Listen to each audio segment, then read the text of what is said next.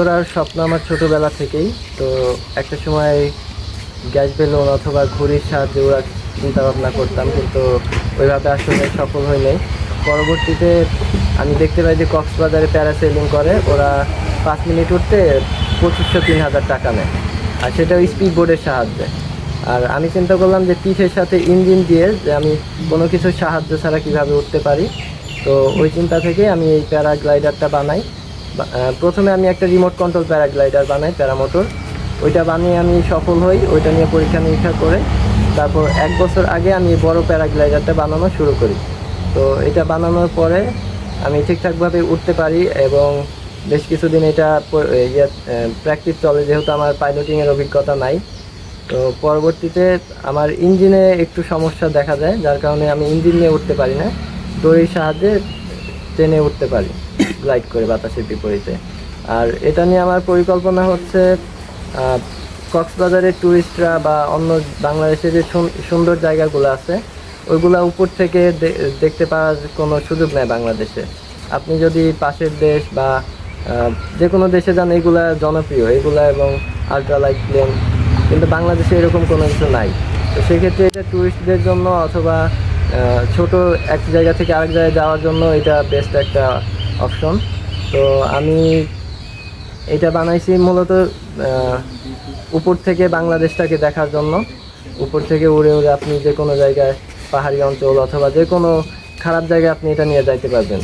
এটা নিয়ে একটা মাঠ অথবা ছোট একটা জায়গা হলে এটা ল্যান্ড করা যায় অথবা টেক অফ করা যায়। যেখানে একটা প্লেন টেক অফ করতে রানওয়ে লাগে, অনেক বড় জায়গা লাগে, এটার কোনো কিছু প্রয়োজন হয় না।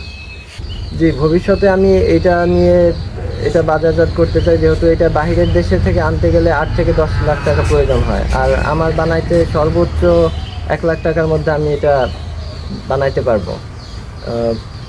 এই জন্য আমি চাইতেছি যে এটা বাংলাদেশেই তৈরি হোক, আর এটার মাধ্যমে বাংলাদেশ আকাশ ওড়ার দিকে আরও এক ধাপ এগিয়ে যাক।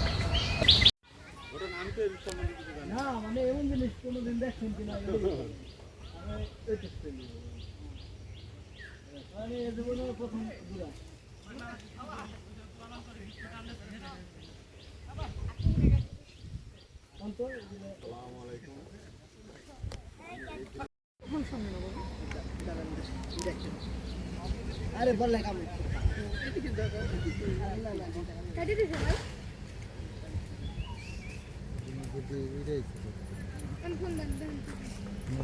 কি করলাম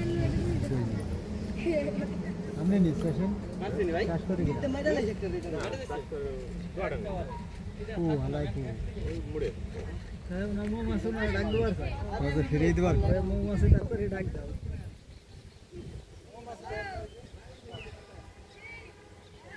না यार अगर ना লাগলে মুড়ে কে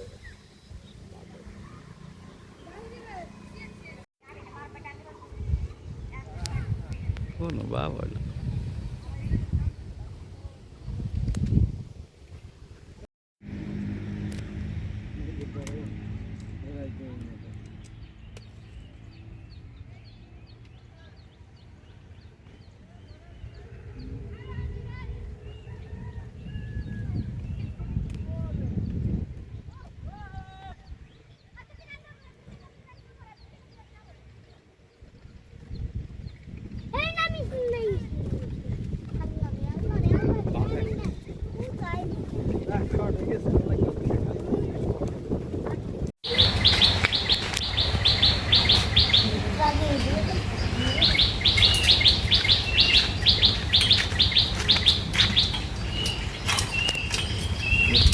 এটা হচ্ছে পিঠের সাথে থাকবে।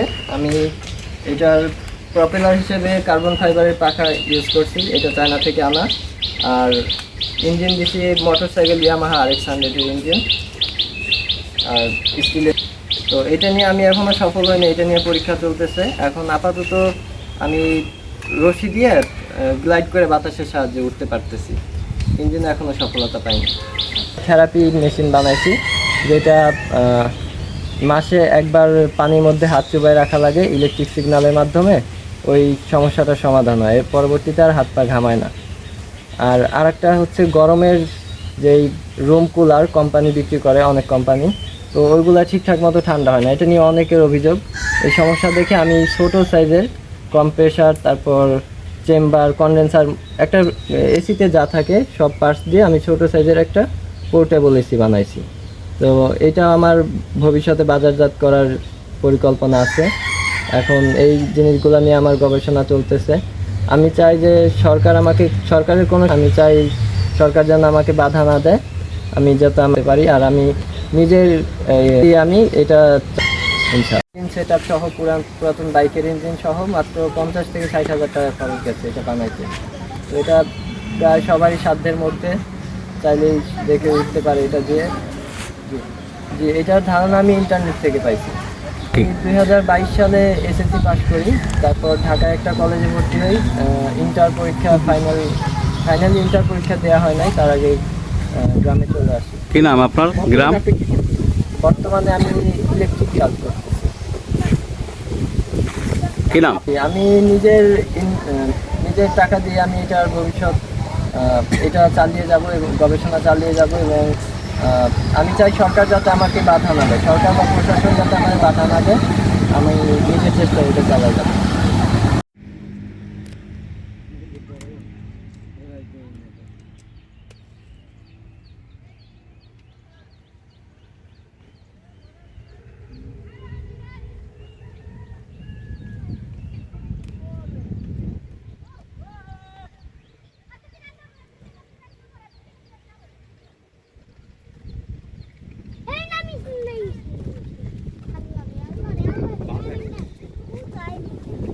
ঠিক আছে